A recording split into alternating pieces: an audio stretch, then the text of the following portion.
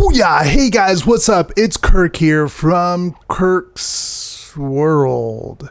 And if you found that annoying, I'm sorry. This is the movie review for the 2020 social media live stream horror movie called Spree.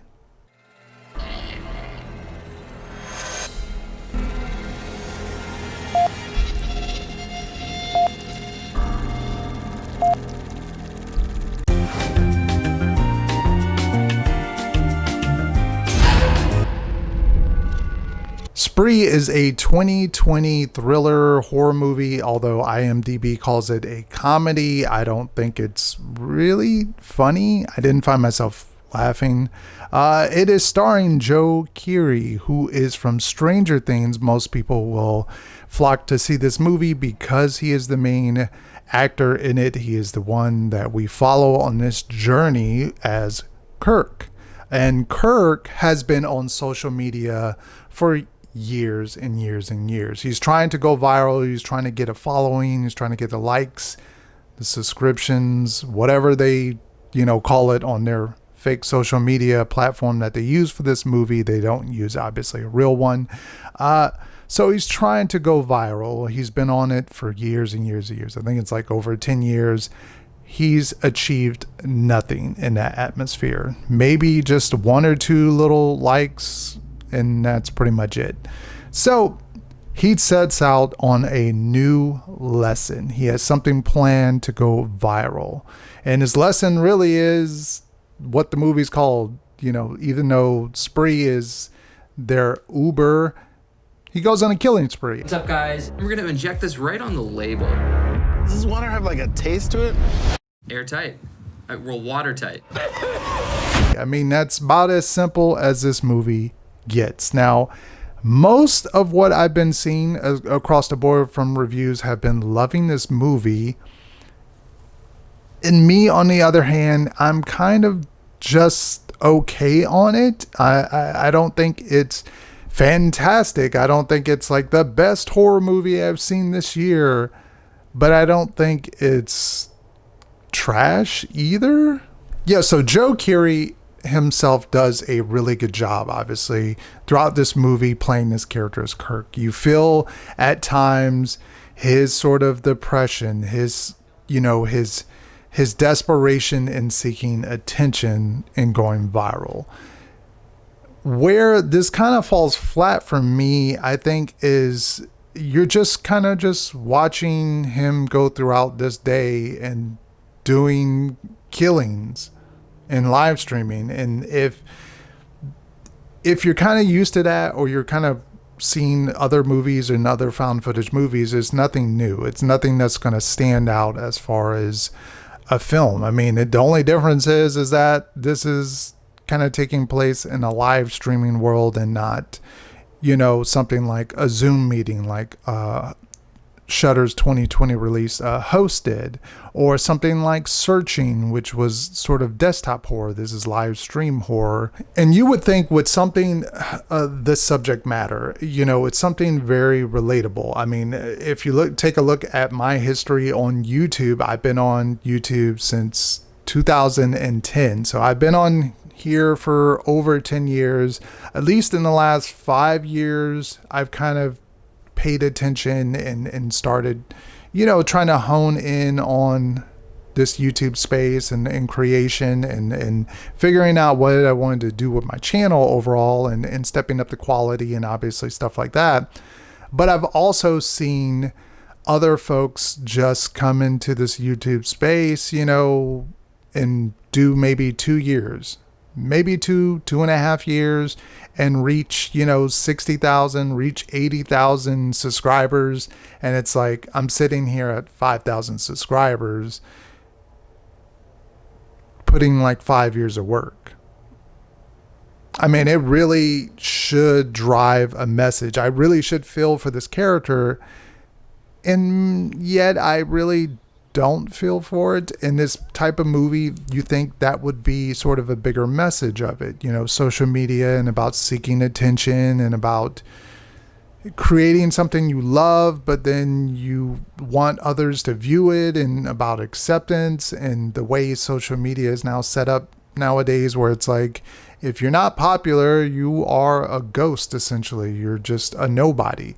You think that would be a bigger message in this movie, and yet it's kind of just skipped over. So Jesse, I already told him this, but I got these cameras in here set up for everyone's safety. Full disclosure, FYI, I'm totally and completely transparent. Yeah, watch out for him. He's a fucking psycho. But like I was saying, my name is Mario, and you must be Jesse. He has ears.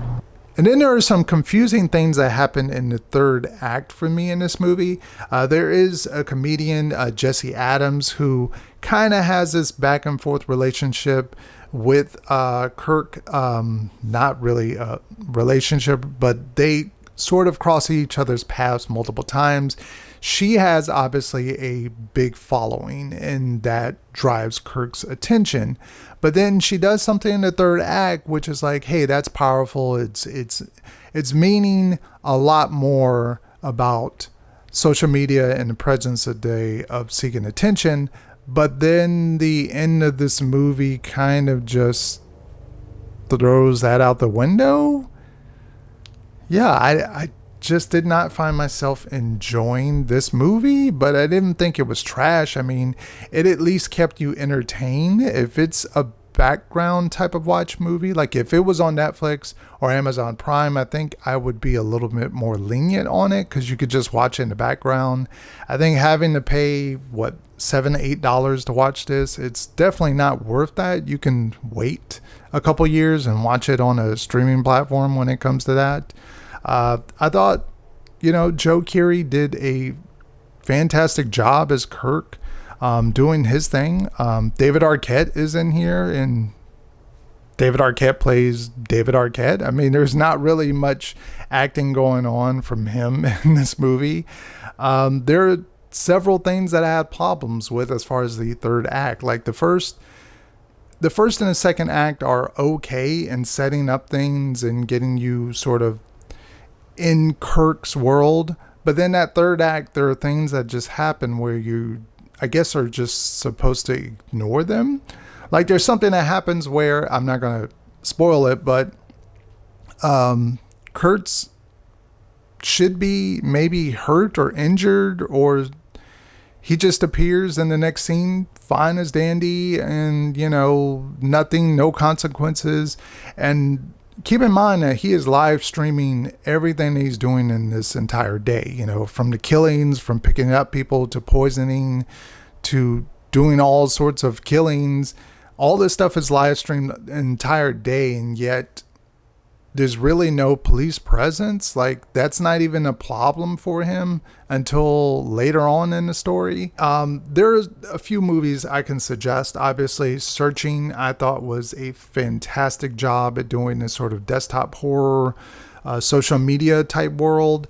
Obviously, Blumhouse's Creep, I think, is a really, really fantastic watch. I think if you really want to dive into sort of the psycho mindset and get that found footage type of feel, definitely watch Blumhouse's Creep.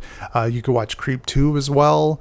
I thought those just handled the subject matter a little bit better as far as the psycho type found footage-esque world of things. I was hoping for a bit more out of this, especially about social media and, seeking attention and popularity and stuff like that.